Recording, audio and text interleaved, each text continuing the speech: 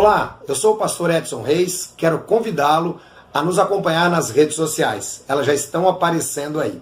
Quero também convidar você a assistir sermões maravilhosos da Palavra de Deus, a Palavra de Deus pregada com muita responsabilidade. A partir de agora, no nosso canal Pela Bíblia, vamos deixar para você sempre uma mensagem edificante, onde você vai edificar a sua fé e também compartilhar com outros as maravilhas da Palavra de Deus. Assista conosco agora mais um tema para a edificação da sua vida. Queridos irmãos, eu quero que você abra sua Bíblia no livro de 2 de Crônicas, capítulo 14.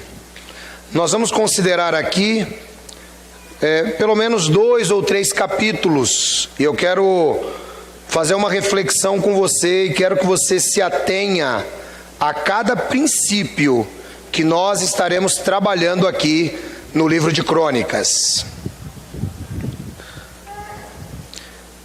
Ele começa dizendo assim: Abias descansou com seus antepassados e foi sepultado na cidade de Davi. E seu filho Asa foi o seu sucessor em seu reinado.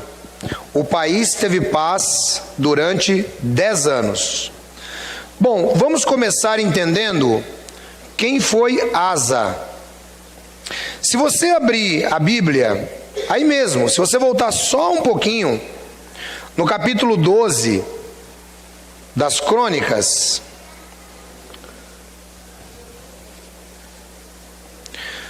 no versículo 16, está escrito: Roboão descansou com seus antepassados, foi sepultado na cidade de Davi, seu filho Abias foi seu sucessor. Bom, Asa era filho de Abias, era neto de Roboão e bisneto de Salomão. Você vê que é uma linhagem bem próxima de Davi. Por que a gente está dizendo isso, irmãos? Falamos isso porque a vida de Asa, bem como a dos sucessores de Salomão, nos reinos do sul e do norte, elas trazem alguns princípios importantes para nós. E o apóstolo Paulo, ele disse o seguinte, que tudo que foi escrito anteriormente foi escrito para a nossa instrução. Embora nós não vamos trabalhar o Antigo Testamento para construir doutrinas, o Antigo Testamento é a palavra de Deus e tem princípios importantíssimos para a nossa vida. E outra coisa que eu já ensinei a vocês é que quando nós lemos o Antigo Testamento, o nosso foco deve ser Cristo, porque Cristo se revela a cada vírgula do Antigo Testamento na história judaica. E é o caso de Asa. Asa, sendo bisneto de Salomão, diz a Bíblia que ele fez o que Deus se agradava. Olha comigo aí no versículo 2. Asa fez o que o Senhor, o seu Deus, aprova. Retirou os altares dos deuses estrangeiros e os altares idólatras que haviam nos montes, despedaçou as colunas sagradas e derrubou os postes sagrados. Ordenou ao povo de Judá que buscasse o Senhor, o Deus dos seus antepassados, e que obedecesse às leis e os mandamentos dele. Retirou os altares idólatras e os altares de incenso de todas as cidades de Judá. E o reino esteve em paz durante o seu governo. Vamos dar uma pausa aqui, irmãos. É assim, ó. Qual é o grande problema da nação de Israel? O grande problema da nação de Israel é um só. É um só. Se você começar a ler a Bíblia e entender ela direitinho, você só vai achar um problema na nação de Israel: que Deus odiava. Você quer deixar Deus bravo, irmão? Quer deixar Deus bravo? Mas bravo mesmo. começa a praticar idolatria. Aí você vai ver Deus se voltar contra você. Deus não vai se voltar contra você por causa dos seus tropeços humanos, mas começa a idolatrar para você ver. E é exatamente isso que acontece. Quando nós pegamos os reinados de todos eles, a nação tinha vários problemas comuns aos seres humanos, mas Deus trabalha a questão da idolatria. O Asa, a primeira coisa que ele faz é derrubar os postes ídolos, derrubar os postes sagrados, derrubar os altares de incenso. Porque a nação, irmãos, ela se corrompeu de Salomão para frente. Aliás, o seu Salomão tem uma grande culpa nessa história, porque ele, com as suas 1000 mulheres, criou vários postes ídolos, elevou altares a Milcom, a Astorete, a Aserá, e tudo isso acabou corrompendo a nação. Asa chegou e falou o seguinte: não, vou derrubar tudo isso, nós temos que ser fiéis a Yahvé, acabou. E ele ordenou ao povo que fizesse isso. Então, o primeiro princípio, irmãos, que nós precisamos tirar desta palavra, repita comigo: cuidado com a idolatria. E a idolatria, irmãos, não é só um santo na parede, não. Você deve vigiar o seu coração para ver onde estão se levantando os postes sagrados na sua vida. Talvez o poste sagrado na vida de muitas pessoas hoje é o dinheiro. E muitas pessoas entram por essa linha. Talvez o poste sagrado na vida da pessoa é uma situação que ela coloca à frente de Deus. A diversão, por exemplo. Qualquer coisa, irmãos, que tome a nossa adoração a Deus é idolatria. Quem entendeu o que eu estou dizendo? É idolatria. Às vezes nós, porque Deus é bom, Deus é bom, Deus é muito bom, e ainda bem que Ele é bom. A gente acaba, algumas vezes na nossa vida, colocando coisas acima da adoração de Deus. Eu sempre tenho dito isso, irmãos. Às vezes a pessoa, ela não consegue ter constância na sua adoração. Asa, ele começa ordenando o povo que se volte, vamos adorar ao Senhor, esqueçam a idolatria. Bom, e ele teve paz por 10 anos, olha que legal. Deus viu que o coração de Asa era bom, mas Deus viu que o Asa não era idólatra. Então ele teve paz na vida durante 10 anos. Aí, irmãos, ele aproveitou o momento de paz para fazer uma coisa interessante.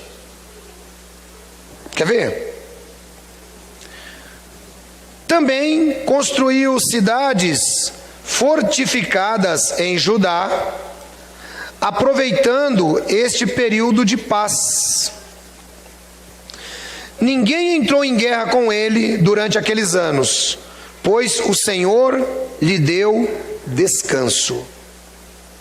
Disse ele ao povo de Judá: vamos construir essas cidades com muros ao redor, fortificadas com torres, portas e trancas. A terra ainda é nossa, porque temos buscado o Senhor nosso Deus. Nós o buscamos, e Ele nos tem concedido paz em nossas fronteiras. E então as construíram e prosperaram. Irmãos, o segundo princípio que eu quero trazer para você: busque verdadeiramente ao Senhor, e Ele prosperará a sua vida. Eu sempre tenho dito uma palavra: relacionamento com Deus. Quem é Deus na sua vida? Será que você já aprendeu a ver Deus como eu apresento? Quem mudou o conceito de Deus desde que começou a acompanhar nossas pregações, levante a mão, por favor. Glória a Deus. E eu vou apresentar de novo o conceito de Deus sobre as nossas vidas. Asa estava em paz. Deus deu paz para ele. Deus deu prosperidade. Então Asa fala assim: vamos aproveitar o momento de paz e o momento de prosperidade para que nós possamos melhorar a nossa casa. Irmãos, esse segundo princípio que eu quero lhe dizer: espere sempre o melhor. Espere sempre o melhor. Mas nunca esteja despreparado para o pior. Quem entendeu o que eu estou dizendo? Espera o melhor, mas nunca esteja despreparado para o pior. Se prepare para o pior, porque o pior virá. O dia mau vai chegar. E isso é muito importante, irmãos, porque eu já ensinei para vocês que nós não somos crentes blindados, igual algumas igrejas tentam pregar por aí. Não. Nós não queremos que nada aconteça. Nós não vamos viver uma vida de neuroses, achando que tudo vai acontecer de mal na nossa vida. Não. Você vai viver uma vida sempre esperando o melhor. Sempre. Mas esteja preparado para o pior. Foi o que Asa fez. E já já você vai entender. Ele estava esperando o melhor de Deus, mas ele também estava se preparando para o pior. Eles viviam numa época perigosa. Eles precisavam fortificar as cidades. E é o que ele começa a fazer. Então, o segundo princípio, irmãos, que nós queremos considerar hoje: espere o melhor. Repita comigo. Mas esteja preparado para o pior. É assim. Por que isso, ancião? É assim, irmãos, porque a nossa vida, ela é cheia de altos e baixos. E a Bíblia diz: prepara-te para o dia mau. A nossa vida não é igual aquela linha do aparelho. Já viu uma pessoa quando ela está internada? Tem lá uma espécie de, eu vou falar osciloscópio, porque a minha linguagem é técnica e é mecânica. Mas tem uma espécie lá de osciloscópio que ele vai medindo os batimentos, vai medindo a respiração, vai medindo tudo, já viu? Quem já viu isso aí? Enquanto o cidadão está vivo, como é que fica aquele aparelho? Fica assim, né, irmão? Subindo, a enfermeira vem e fala: opa, tá tudo bem. Descendo, tá tudo bem. Se ele fizer isso aqui, a enfermeira desespera, ela corre. Porque, irmão, no dia que a sua vida estiver assim, você morreu. Quem entendeu o que eu estou falando? Enquanto você for vivo, vai ter altos e baixos, tropeços e acerto, pecados e perdões. Enquanto você for vivo, vai ser assim. O dia que fica assim, esquece. Aí você morreu espiritualmente. Quem entendeu o que eu estou dizendo? Então não vai, ora para não ficar assim, irmão. É o que o Asa faz. Primeiro princípio: previna-se contra a idolatria. Segundo princípio: espere o melhor, mas prepare-se para o pior. Ok? São esses dois. Guarde que no final a gente vai recapitular isso aí. E eu posso esquecer. Vamos prosseguir. Asa tinha um exército, estou no versículo 8 agora. Asa tinha um exército de 300 mil homens de Judá, equipados com escudos grandes e lanças, e 280 mil de Benjamim, armados com escudos pequenos e arcos. Todos eram valentes homens de combate. Irmãos, o Asa fortificou as cidades, tem um exército de 580 mil homens. Você já parou para pensar nisso? Então um exército grande, um exército poderoso, um exército que é ágil, os homens de Benjamim, com escudos pequenos e flechas, e ele tem um exército grande, com escudos grandes e lanças, um exército que se movimenta mais lentamente. Ele está preparado para a batalha, e ele está num tempo de paz. Versículo 9: o etíope Zerá marchou contra eles com um exército de 1 milhão de soldados e 300 carros de guerra, e chegou a Maressa. Asa saiu para enfrentá-lo, e eles se puseram em posição de combate no vale de Zefatá, perto de Maressá. Então Asa clamou ao Senhor, o seu Deus: Senhor, não há ninguém como tu para ajudar os fracos contra os poderosos. Ajuda-nos, ó Senhor nosso Deus, pois em ti pomos a nossa confiança, e em teu nome viemos contra este imenso exército. Ó Senhor, tu és nosso Deus, não deixes o homem prevalecer contra ti. O Senhor derrotou os etíopes diante de Asa e de Judá. Os etíopes fugiram, e Asa e seu exército os perseguiram até Gerar. E caíram tantos deles que o exército não conseguiu recuperar-se. Foram destruídos perante o Senhor e suas forças, e os homens de Judá saquearam muitos bens. Destruíram todas as cidades ao redor de Gerar, pois o terror do Senhor havia caído sobre elas. Saquearam todas as cidades, pois havia nelas muito despojo. Também atacaram os acampamentos onde havia gado, e se apoderaram de muitas ovelhas, e cabras, e camelos, e então voltaram para Jerusalém. Irmãos, aqui nós temos um terceiro princípio para entendermos. Veja a fala de Asa. Asa, ele tem como confiança Yahvé, Jeová. A confiança de Asa está aí. Mas Asa, no período da seca de guerra, não tem guerra, vamos nos preparar. Treinou o exército, fortificou as cidades. E no momento certo, irmãos, quando Zerá vem atacar Asa, Asa sai ao encontro dele, com metade dos homens. Ele tinha 1 milhão, Asa tinha 580 mil.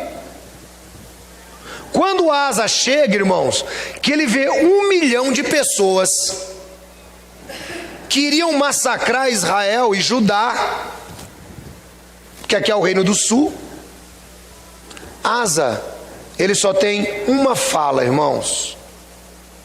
E a fala de Asa é essa daqui, ó. Versículo 11: Senhor, não há ninguém como tu para ajudar os fracos contra os poderosos. Irmãos, olha que Deus maravilhoso o Asa tem como parceiro. Senhor, não tem Deus igual ao Senhor. Só o Senhor para ajudar os fracos. Irmão, terceiro princípio: se você quer realmente a ajuda de Deus, esteja perante Ele como alguém que precisa da ajuda dele. Porque o grande mal do ser humano é não entender o quanto depende de Deus. Esse é o grande problema do ser humano. Ele não entende o quanto ele precisa de Deus, o quanto ele depende de Deus. Ele se prepara, e quando ele vai enfrentar no peito, ele vai enfrentar na raça. E aí, irmãos, é que o crente quebra a cara. Aí ele quebra a cara. Sabe por quê? Porque ele achou que ele causar com 580 mil homens e fortificar as cidades, sem a bênção de Deus, seria alguma coisa. Mas no caso do Asa, ele tinha relacionamento com Deus. Asa derrotava aquele exército, irmãos, com 10 homens. Sabia disso? Porque Deus é quem estava batalhando pelo Asa. Então, irmão, nunca pense que você vai conseguir nada nas suas próprias forças. na sua própria instrução, no seu próprio dinheiro, na sua própria sabedoria. Não. Tenha tudo isso, mas não confie neles, porque eles vão lhe deixar na mão. E a gente vai entender isso já já. E tem outra coisa, irmãos. Você sabe quando Deus te ajuda? Sabe quando Deus te ajuda? Eu vou ensinar para você agora. Quando é que Deus te ajuda? Deus, Ele só te ajuda quando Ele vê que você chegou na mesma situação de Asa. Você está em um beco sem saída. Asa seria massacrado pelos etíopes. Mas Asa, quando viu que estava num beco sem saída, ele não pensou numa estratégia de guerra. Ele pensou em Deus e atribuiu a Deus a vitória. Senhor, quem pode ir contra ti? O Senhor é a favor dos fracos. Irmãos, Deus sempre vai ser a favor dos fracos. A Bíblia é repleta desses exemplos. Então, quando você entender que você chegou no fundo do poço, quando você entender isso, seja qualquer situação, irmão, qualquer uma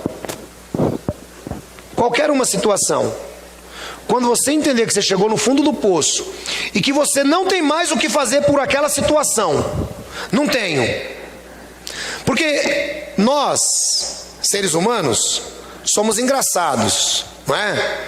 A gente entra numa situação difícil. Por culpa de quem? Vamos ver se alguém sabe. Nossa! A gente entra numa situação por culpa nossa. Aí, irmão, depois que a gente entra na situação difícil, a gente começa a ver que está dando problema. Sim ou não? Está dando problema. Aí você começa, meu Deus, e agora? Você começa assim, não é? Meu Deus, e agora? Aí você fala, não, mas se eu fizer isso? Não dá. Se eu fizer isso? Também não dá. E se eu fizer isso? Não vai dar certo. Você procura um monte de solução. Não é assim o ser humano? Irmão, o Asa parou. Quando ele viu aquele exército, que ele está num beco sem saída, o Asa diz, Senhor, quem é Deus como tu para ajudar o fraco? E eu digo hoje na sua vida, quando você se deparar diante de uma situação difícil, irmão, para de estratégia, para de busca, para de conhecimento, para com dinheiro, para com tudo. Se curva e diz, Senhor, quem é Deus como tu para me tirar dessa situação? É o teu nome que está envolvido nisso, Senhor. Foi o que o Asa fez. E aí, irmãos, a Bíblia diz que Deus vem, desbarata 1 milhão de homens do exército etíope. E esse 1 milhão de homens do exército etíope que é desbaratado, ele simplesmente cai, que Israel atropela todos eles, despojam todas as cidades e levam tudo embora. Porque Deus estava lutando por eles. Deixa Deus assumir sua briga, irmão. Deus é Deus de fracos. E você sabe que Deus, irmão, nesse aspecto, é um negócio interessante. Deus, ele é Deus de fracos. Deus, ele não é Deus de forte. Sabe por quê? Quem acha que é forte, não precisa de Deus. Deus, ele te socorre na hora que você está no seu beco sem saída.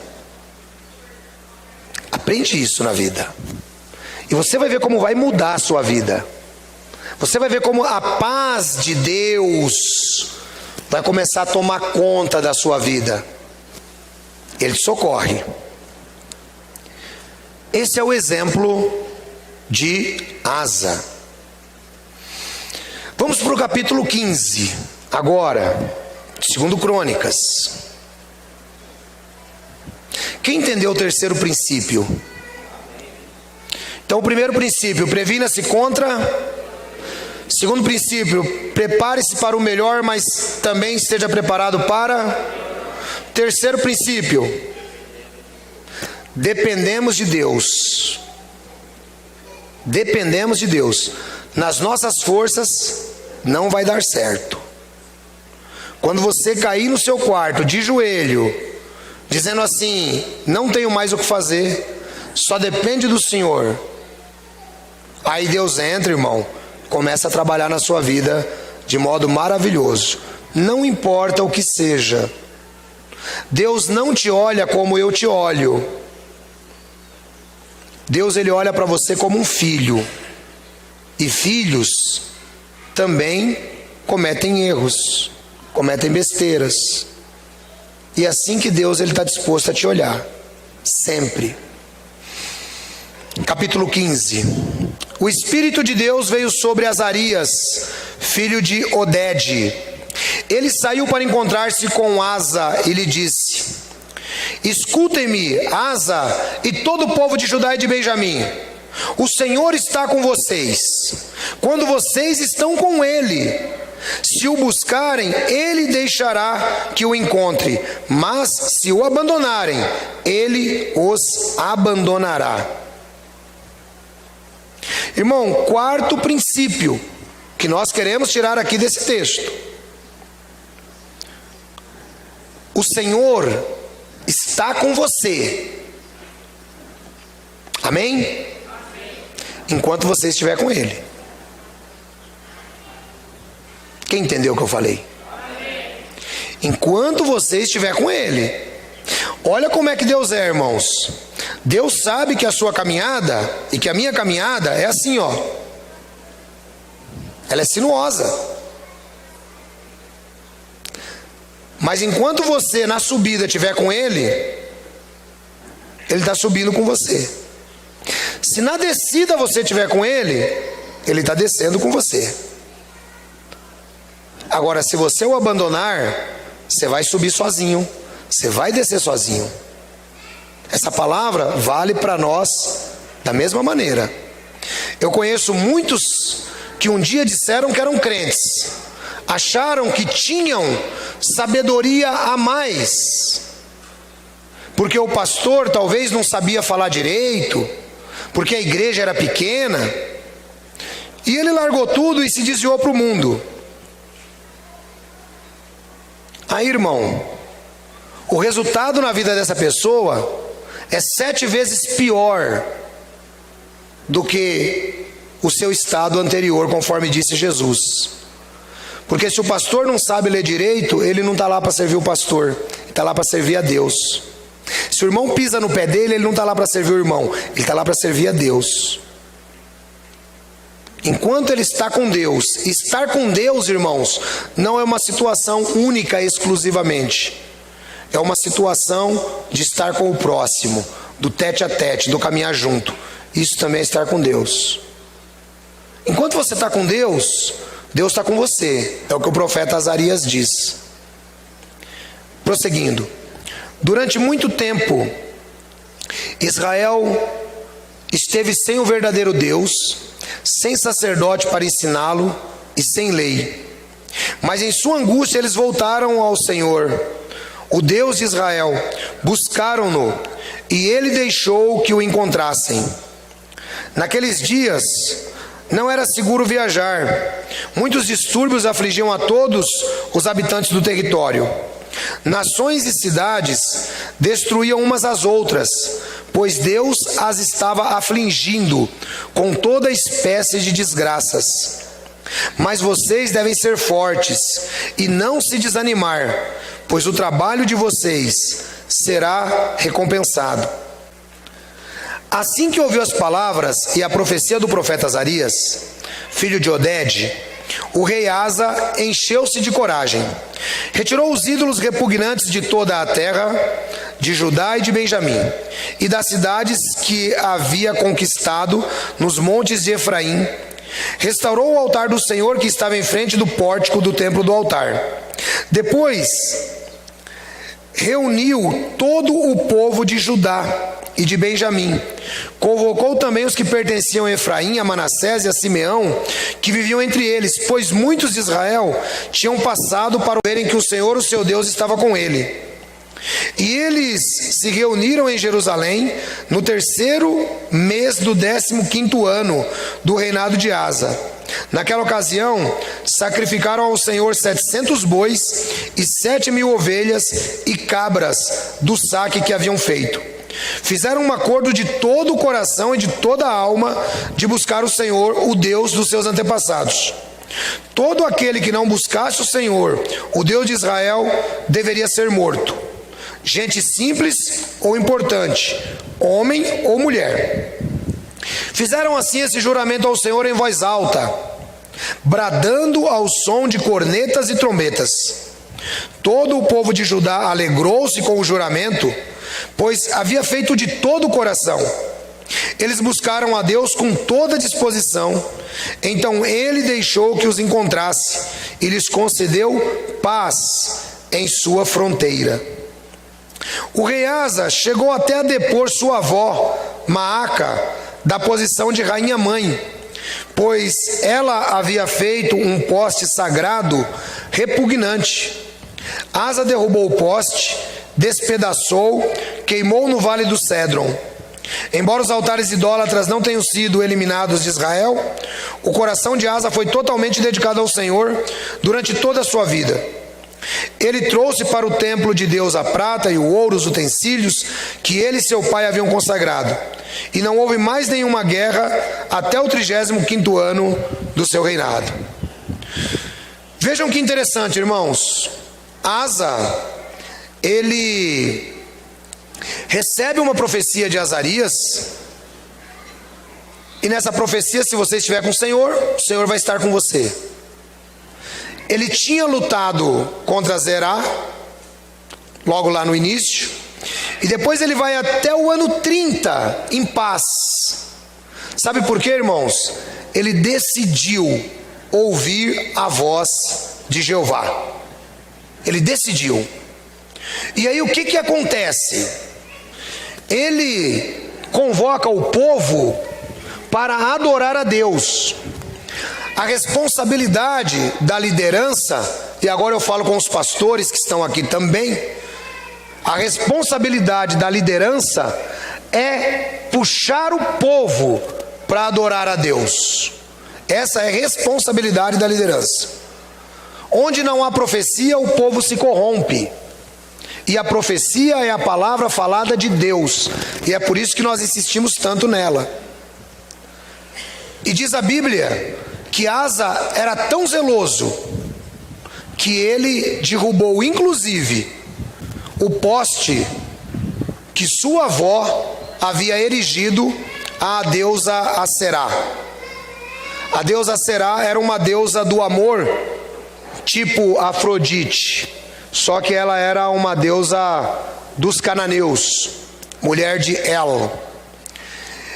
E ele não se importou em depor a sua avó.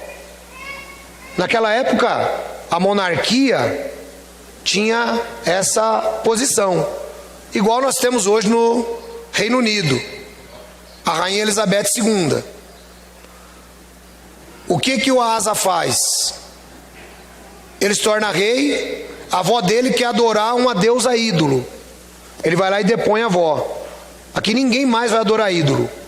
Só que olha que interessante, irmão, ele fez tudo isso, mas ele não conseguiu acabar totalmente com a idolatria em Israel. O que eu quero dizer para você? Que por mais que eu ensine você, nós nunca vamos chegar na situação ideal dentro da igreja. Nunca vamos chegar. Sempre teremos problemas, porque nós estamos lidando com seres humanos. E ser humano, irmãos, ele é desobediente por natureza. Não tem como. Mas a parte dele, como líder espiritual, ele fez. Ele ensinou, ele conduziu e ele levou o povo à adoração de Deus. O que eu quero te dizer com isso? Que é o quarto princípio, esteja você comprometido com Deus. Você. Se o Eduardo tem um altarzinho na casa dele, ele vai ter que derrubar esse altar. Quem entendeu o que eu estou falando? Não é você. Eu ensino. Você derruba o altar se você quiser. Quem entendeu? Lideranças religiosas não são colocadas para dominar a sua vida, são colocadas para orientar a sua vida. O poder de decisão é seu. Esse é o quarto princípio. Eu ensino e você se orienta e segue se quiser. Posso ouvir um amém da igreja? Amém. Deixa os altares do outro. Derruba o seu. Vamos para frente. 30 anos ele teve paz. 30 anos. Porque ele estava cumprindo a vontade de Deus. Eu pergunto para você, nesses 30 anos da vida do rei Asa, você acha que ela foi assim? Ou foi assim? Ele como pessoa?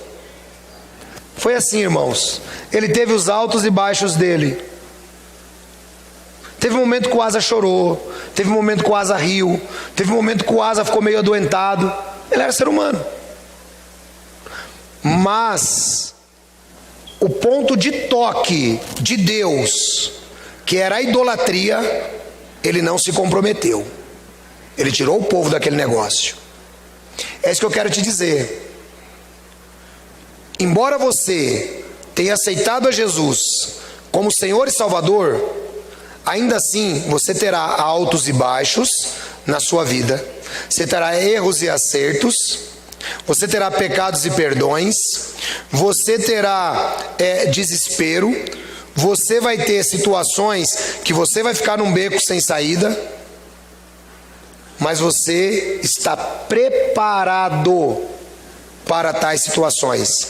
Essa é a diferença que eu tenho ensinado nessa igreja. Os irmãos já perceberam como os membros da igreja Elim enfrentam a morte? Os irmãos já perceberam? Já perceberam isso? Como é que nós enfrentamos a morte? Nós enfrentamos a morte, irmãos, com sentimento, mas com esperança. Sim ou não? Quantas pessoas nós tivemos aqui na igreja que já morreram? Morreram parentes. Nós não queríamos que eles morressem, mas nós estávamos preparados para a morte deles. Espere o melhor, mas prepare-se para o pior. Sabe por quê, irmãos? Quando acontece uma fatalidade na nossa vida, nós não entramos para aquele desespero. Ai, mas eu nunca imaginei que isso ia acontecer comigo. Esqueça, irmão. Vai acontecer sim. Vai acontecer sim. A diferença é que quando acontecer, você tem Deus do seu lado na subida e na descida da sua vida. Ele não garantiu para nós viagem sem as intempéries da vida. Ele garantiu para nós que estaria conosco, e isso nos basta. Quem tem filho que já fez vestibular aí? Levanta a mão. A irmã conseguiu entrar na sala de aula com seu filho? Não, né? Mas em casa como é que você estava? Torcendo por ele. Esse é o Deus que você serve, irmão. Ele não entra na sala de aula com você, mas ele do lado de lá, ele acredita que você é filho e que ele está com você em todo momento. Esse é o Deus que a gente tem. Esse era o Deus de Asa. E até o 30º ano, Asa esteve debaixo da bênção e da proteção de Deus. Mas tem uma coisa também, viu, irmãos? Que é uma realidade no ser humano, que é o quinto princípio. É o quinto princípio que eu quero tratar com vocês. Existe uma realidade na nossa vida. Tempos de paz fazem-nos esquecer algumas das dificuldades que enfrentamos. Sim ou não? A situação fica tão boa. A situação fica tão boa. Eu tenho tanta garantia de que Deus está comigo nessa viagem, que eu passo a me esquecer de Deus. Parece um paradoxo o que eu estou falando, mas não é não. Vamos ver o que aconteceu na vida de Asa. Capítulo 16. No 36º ano do reinado de Asa, Baasa, rei de Israel, invadiu Judá e fortificou Ramá, para que ninguém pudesse entrar nem sair do território de Asa, rei de Judá. Vejam, Asa teve alguns problemas lá atrás, mas a confiança de Asa estava em quem? Em Deus. 36 anos de reinado, Deus apoiando Asa. Agora, Asa se vê em um beco sem saída de novo, porque ele só tinha 2 tribos, irmãos. Baasa tinha 10 tribos contra ele, e ele só tinha 2. Então Baasa vai, toma Ramá, fortifica, cerca o território de Asa e diz: agora daqui ninguém sai, ninguém entra. Baasa, rei de Israel. Ué, mas não era tudo povo de Deus, ancião? Era, tudo povo de Deus. Mas povo de Deus é assim, irmão. O povo de Deus é igual a igreja evangélica. Não é tudo povo de Deus? É. Mas de vez em quando arruma umas guerras entre si, né? É tudo povo de Deus. Bom, o Baasa, ele cercou Judá. Versículo 2. Então Asa ajuntou a prata e o ouro do tesouro do templo do Senhor e do seu próprio palácio, e os enviou a Ben-Hadad, rei da Síria, que governava em Damasco, com uma mensagem que dizia: façamos um tratado, como fizeram meu pai e o teu. Estou te enviando prata e ouro. Agora rompe o tratado que tens com Baasa, rei de Israel, para que ele saia do meu país. Ben-Hadad aceitou a proposta do rei Asa e ordenou aos comandantes das suas forças que atacassem as cidades de Israel. Eles conquistaram Ijon, Dan, Abel-Maim e todas as cidades armazéns de Naftali. Quando Baasa soube disso, abandonou a construção dos muros de Ramá. Então o rei Asa reuniu todos os homens de Judá, e eles retiraram de Ramá as pedras, a madeira que Baasa estivera usando. Com esse material, Asa fortificou Geba e Mispá. Irmãos, olha que interessante. Se nós parássemos esse relato aqui, vocês conseguem, faz de conta que vocês estão num tribunal de júri. Faz de conta que vocês estão num tribunal de júri, né? E agora, eu sou o advogado de Asa.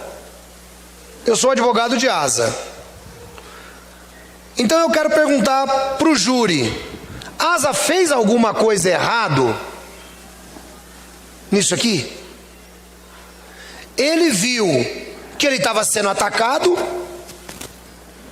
ele buscou ajuda. Existe algum erro nessa estratégia que Asa tomou?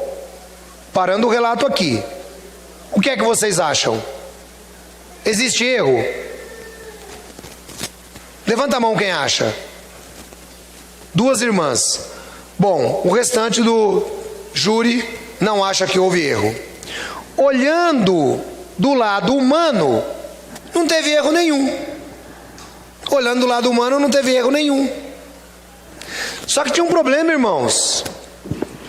Você viu que coisa grave Asa fez? Agora eu vou ser o promotor contra o Asa. Você viu que coisa grave Asa fez? Asa, durante toda a sua vida, ele teve o Senhor Jeová como escudo para libertá-lo. Ele ficou em paz durante 36 anos.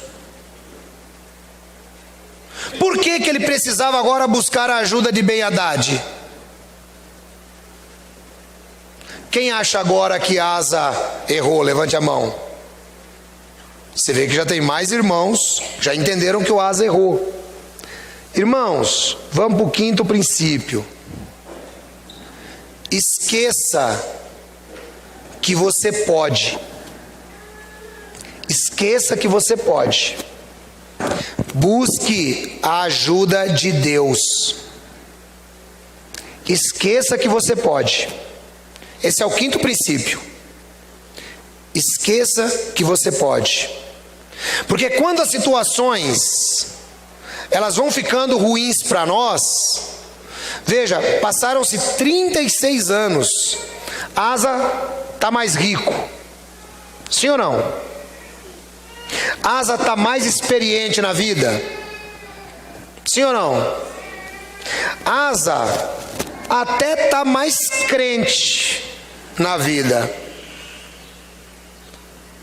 Mas Asa confiou no dinheiro dele. Asa confiou na riqueza dele. E ele vai ao cúmulo de pegar o dinheiro do templo de Deus, o ouro, a prata do templo de Deus, pegar o dele e mandar para o Ben-Hadad, rei da Síria, para expulsar o Baasa das terras dele. Você acha que Deus se agradou desse comportamento de Asa? Como é que Deus se agrada quando você esquece de buscá-lo nas situações que te afligem? Como é que Deus ele faz? Porque o crente, irmãos, o crente é assim, o crente moderno. O crente moderno, ele toma as decisões dele sem medir o que Deus está pensando do assunto. Ele casa porque apaixonou, né? Ah, pastor, mas é que eu estou apaixonada. Ele não consulta Deus. Não consulta Deus. Ele separa porque não dá mais certo. Não consulta Deus. Ele troca de emprego porque ele está ganhando menos. Ele não consulta Deus. Ele entra num negócio comercial porque ele acha que vai dar certo. Ele não consulta Deus.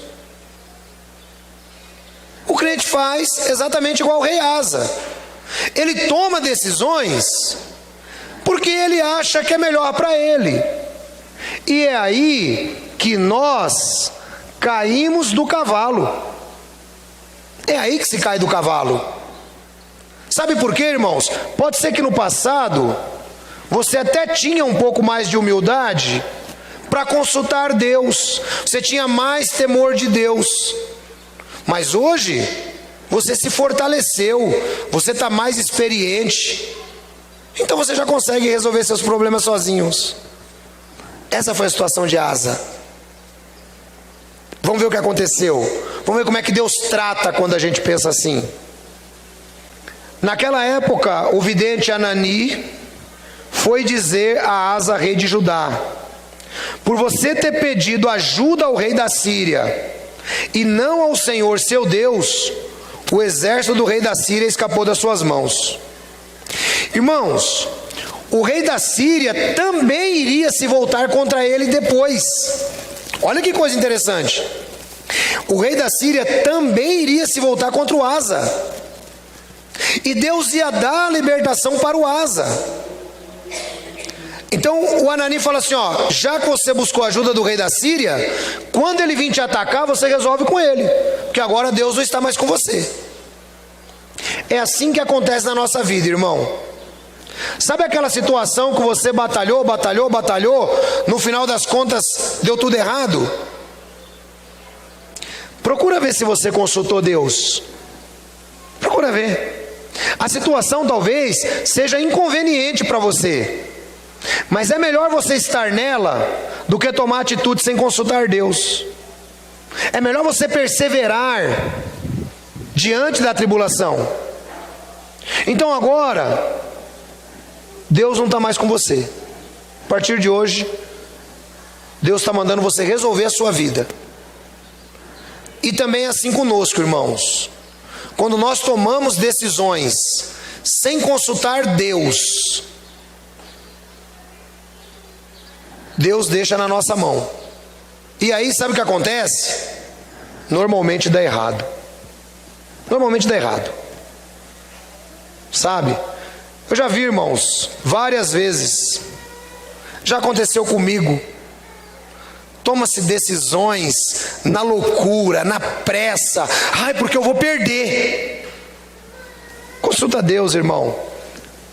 Tem um ditado que diz assim: o que é do homem o bicho não come.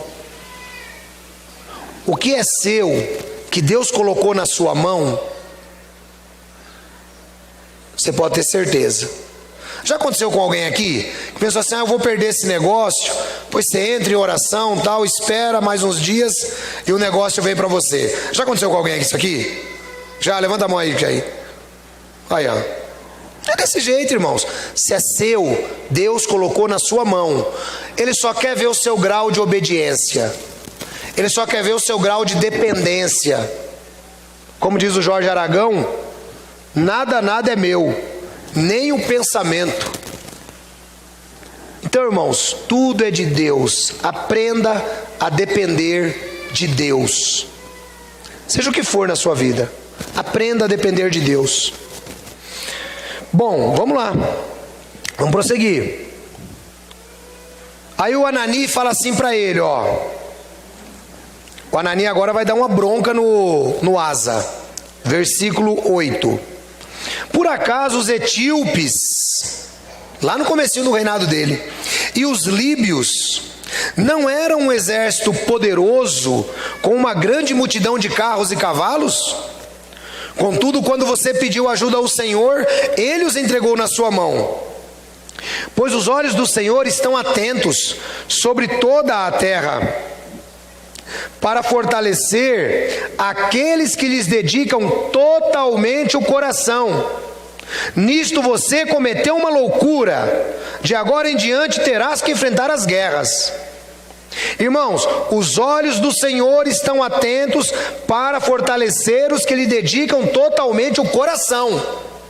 Se você tiver o seu coração pleno para com Deus, na hora que você enfrentar as guerras, Ele estará com você. O difícil é você ouvir uma palavra dessa: daqui para frente você vai enfrentar a guerra sem eu. Imagina como Asa deve ter ficado desesperado. E o texto diz: Asa irritou-se contra o vidente por causa disso. Ficou tão indignado que mandou prendê-lo. Nessa época, Asa oprimiu brutalmente alguns do povo.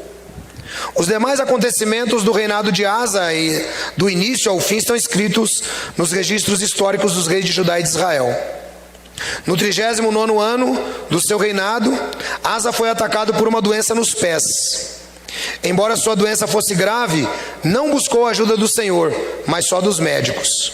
Então, no 41º ano do seu reinado, Asa morreu e descansou com seus antepassados. Sepultaram-no no túmulo que ele havia mandado cavar para si na cidade de Davi. Deitaram-no num leito coberto de especiarias e de vários perfumes e de fina mistura, e fizeram uma imensa fogueira em sua honra. Irmãos, veja que coisa.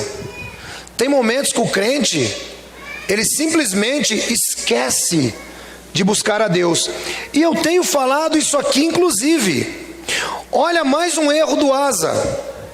Asa pegou uma doença nos pés, uma doença mortal. Mas você viu quem que o Asa foi buscar ajuda? Você viu onde que o Asa foi buscar ajuda? Aonde foi? Nos médicos. Sabe o que eu quero dizer para você, irmão, nessa manhã? Como sexto princípio, busque ajuda em Deus. Busca ajuda em Deus. Às vezes eu fico analisando aqui na igreja mesmo. Pastor, eu não fui na igreja porque o meu filho estava com febre. Irmão, eu sou educado.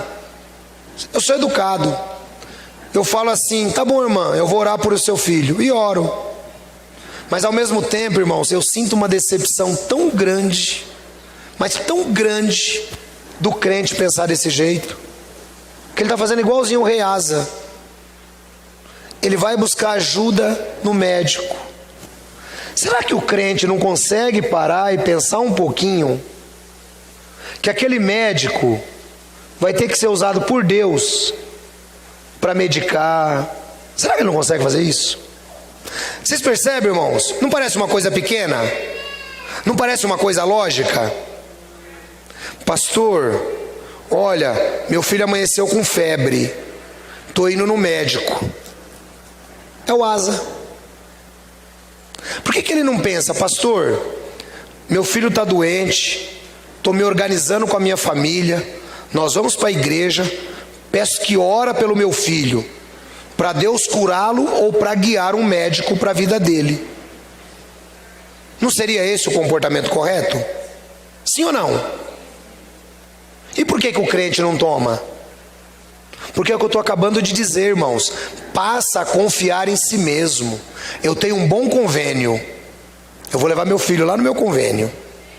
Ah não, tem um postinho aqui, que esse postinho é ótimo. Ele não vem buscar Deus.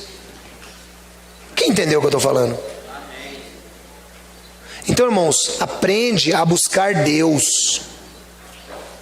Aprende a buscar Deus.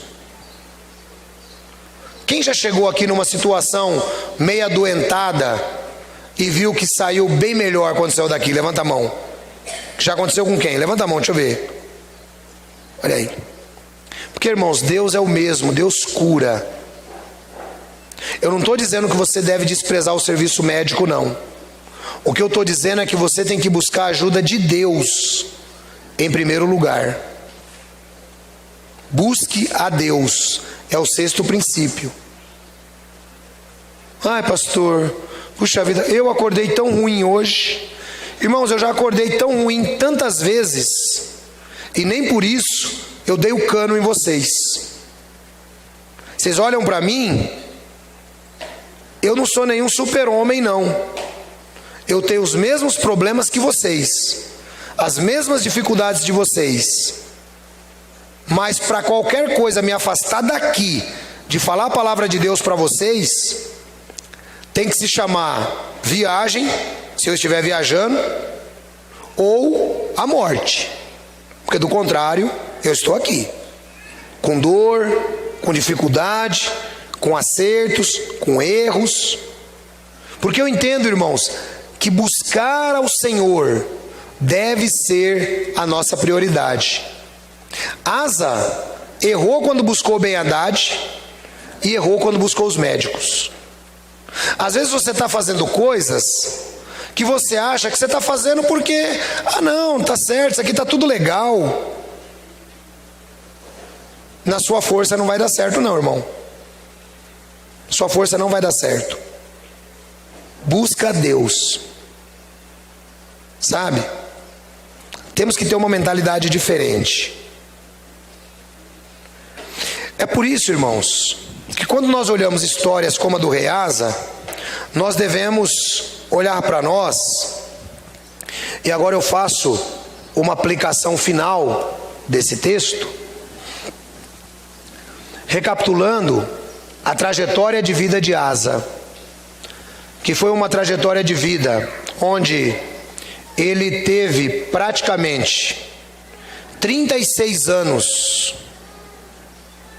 mas depois ele decidiu confiar nele mesmo. Então nunca confie em você. O Evangelho, irmãos, ele vem na mesma fala de Asa. Lembra lá no começo, quando Asa foi enfrentar o rei da Síria? Asa falou assim: Senhor, eu sei que o Senhor é Deus dos fracos contra os poderosos. Não foi isso que ele disse? O Evangelho vem nessa mesma linha. O Evangelho, irmãos, é para os fracos. O Evangelho não é para os poderosos. O Evangelho não é para pessoas arrogantes. O Evangelho não é para pessoas que podem resolver os seus problemas. Não. O Evangelho é para aquele que se considera indigno.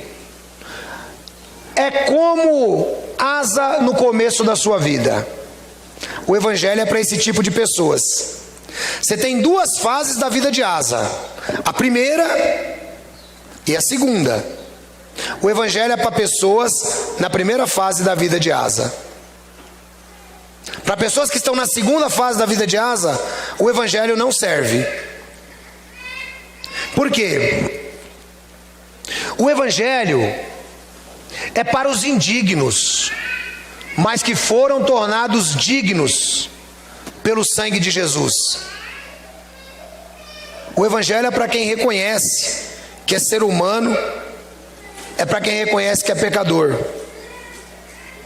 O Evangelho é para o fraco, mas que se tornou forte por causa do sangue resgatador de nosso Senhor Jesus Cristo. O Evangelho é para o mal querido, mas que é amado pelo Pai Celestial. O Evangelho é para aquela pessoa que é rejeitado pelos homens, mas que é convidado para as bodas do Cordeiro. Isso é o Evangelho.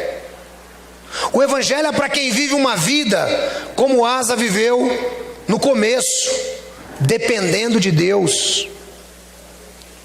O Evangelho é para o pecador, é para aquele que pode olhar para a sua vida sem culpa, porque toda a cédula divina foi cancelada na cruz do Calvário.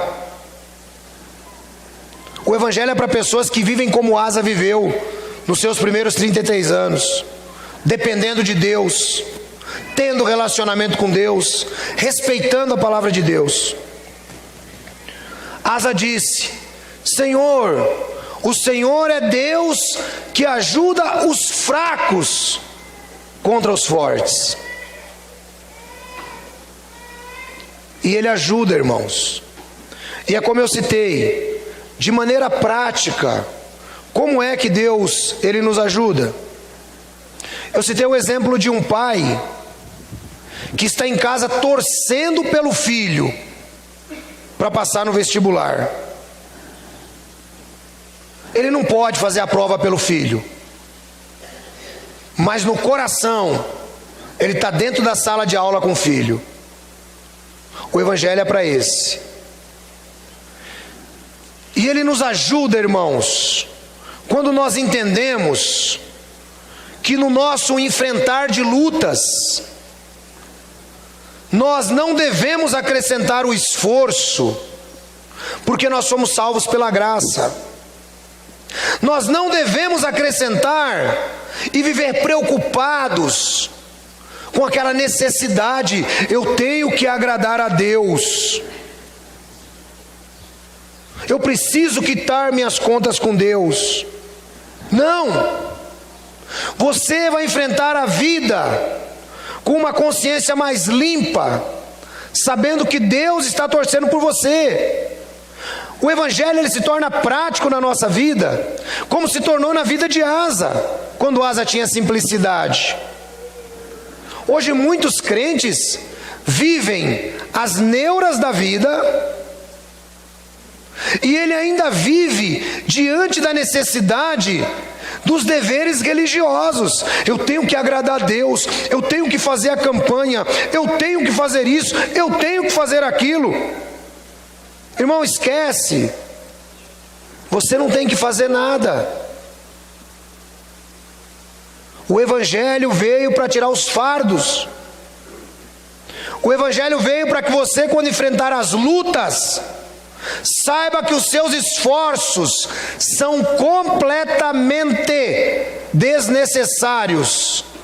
Porque aquele que disse: eu te ajudarei e jamais te deixarei, para a nação de Israel, é o mesmo que anda comigo e com você. O Evangelho é para quem entende que Deus realmente torce por nós. Deus não vai fazer a prova por você, irmã Núria. Não vai fazer. Você vai ter que fazer. Só que Deus vai estar com você. Deus não vai carregar a sua cruz, mas Ele vai te dar força para você carregar. Era assim no caso de Asa, e deve ser assim nos nossos dias. Sabe por quê, irmãos? Porque nós temos a garantia da promessa bíblica, e Ele é capaz de fazer. Ele diz: toda autoridade me foi dada no céu e na terra. Toda autoridade. É com Ele que você tem que conversar. Ele diz que Ele é um sumo sacerdote, tal qual nós precisávamos. Hebreus capítulo 7, versículo 25 e 26. Portanto, é capaz de salvar definitivamente aqueles, por meio dele, que se aproximam de Deus, pois vive sempre para interceder por eles. É um sumo sacerdote como esse que nós precisávamos, santo, inculpável, puro, separado dos pecadores e exaltado acima dos céus. Ele é capaz de salvar definitivamente aqueles que por meio dele se aproximam de Deus. É para esse que tem o Evangelho. É para quem depende de Deus. Evangelho não é para pessoas arrogantes. Evangelho não é para pessoas orgulhosas. Evangelho não é para pessoas que confiam em si, como Asa confiou no final da vida.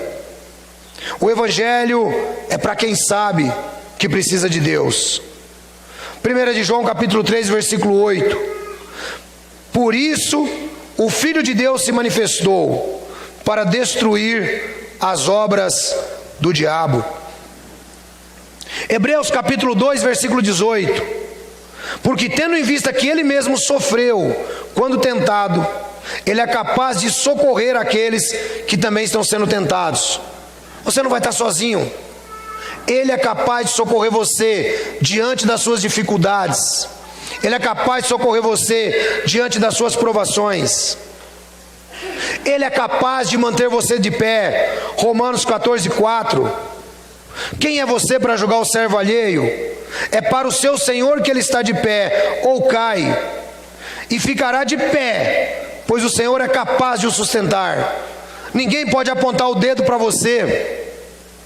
Ninguém pode dizer que você caiu, ou que você vai cair. Quem é você para julgar o servo alheio? Para o seu Senhor, ele estará de pé ou cai. Presta atenção nesse texto. Para o seu Senhor, ele estará de pé ou cai, mas ficará de pé, pois o Senhor é capaz de o sustentar. Servo de Deus não cai. Servo de Deus fica de pé, porque Deus sustenta. Deus é o Senhor.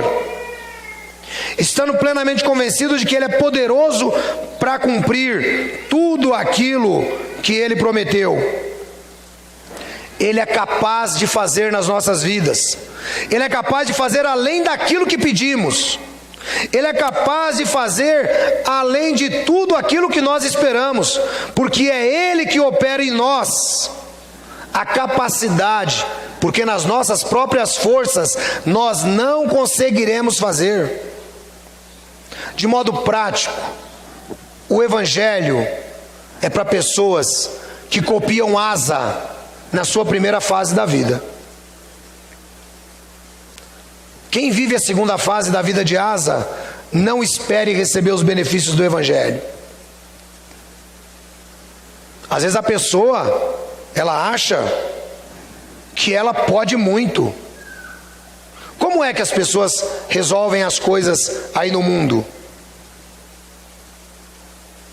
Como é que as pessoas resolvem? Na base da violência, não é? Pega uma arma, olha aqui, ó, eu atiro em você. Não é assim? Não. O cristão, ele diz: a vingança pertence ao Senhor. No passado, nós éramos como Asa na segunda fase. No presente, nós temos que ser como Asa na primeira fase, dependentes de Deus, tendo o Evangelho na nossa vida. O Evangelho é para o fraco, que Deus tornou forte. O Evangelho é para o indigno, que Deus tornou digno no sangue de Jesus. O Evangelho é para o mal querido, que agora é convidado para as cortes celestiais. O Evangelho é para o pecador, porque Colossenses 2, 14 e 15 está escrito: e cancelou a escrita de dívida, que consistia em ordenanças, e que nos era contrária. Cancelou a escrita de dívidas. Presta atenção nisso. Olha aqui para mim. Você tinha uma escrita de dívida. Você tinha uma escrita de dívida. Ele cancelou essa escrita de dívida. Ele cancelou, que consistia em ordenanças e que nos era contrária, era contra nós. Ele a removeu, pregando-o na cruz, e tendo despojado poderes e autoridades, fez deles um espetáculo público, triunfando sobre eles na cruz. É para isso que é o Evangelho. Quando Jesus morreu, Jesus expôs Satanás, expôs seus demônios, expôs as autoridades, despojou, tirou deles toda a autoridade e fez deles um espetáculo para nós, triunfando sobre eles na cruz. E é por isso, irmãos, que nós devemos hoje ter a grata felicidade de saber que o Evangelho é vivo, de saber que os nossos pecados foram lavados no sangue do Cordeiro, de saber que tudo aquilo que estava escrito foi cancelado pelo sangue de Jesus, e que Satanás não pode mais lhe acusar. Quem levantará acusação contra os escolhidos de Deus? É Deus quem os justifica. Queridos irmãos, tomem como exemplo a vida do rei Asa na primeira fase. Sejam como ele. Evite ser Asa na segunda fase, confiando em si próprio, resolvendo as coisas do seu jeito, sem pedir orientação de Deus. Embora nós vivamos debaixo da graça, embora nós estejamos salvos, eu sempre tenho pregado o seguinte: a sua vida, ela poderá ser melhor se você escutar a palavra de Deus, e ela poderá ser pior se você não escutar a palavra de Deus. Então, queridos irmãos, meditem nessa palavra. Meditem nessa palavra. Jesus é capaz de cuidar de todas as nossas necessidades. Ele é capaz de fazer além daquilo que você espera. Apenas confie nele. Senhor, quem é Deus como tu, que opera a favor dos fracos? Se você for muito forte, não espere Deus operar em seu favor, não. Mas se você for fraco, se você reconhecer sua dependência de Deus, se você tiver como Deus como Pai, você pode ter certeza que assim como Ele protegeu Asa nos seus primeiros 30 e poucos anos, Ele também vai proteger você. E você pode ter certeza que você vai desfrutar o melhor do Evangelho da salvação. Deus abençoe vocês.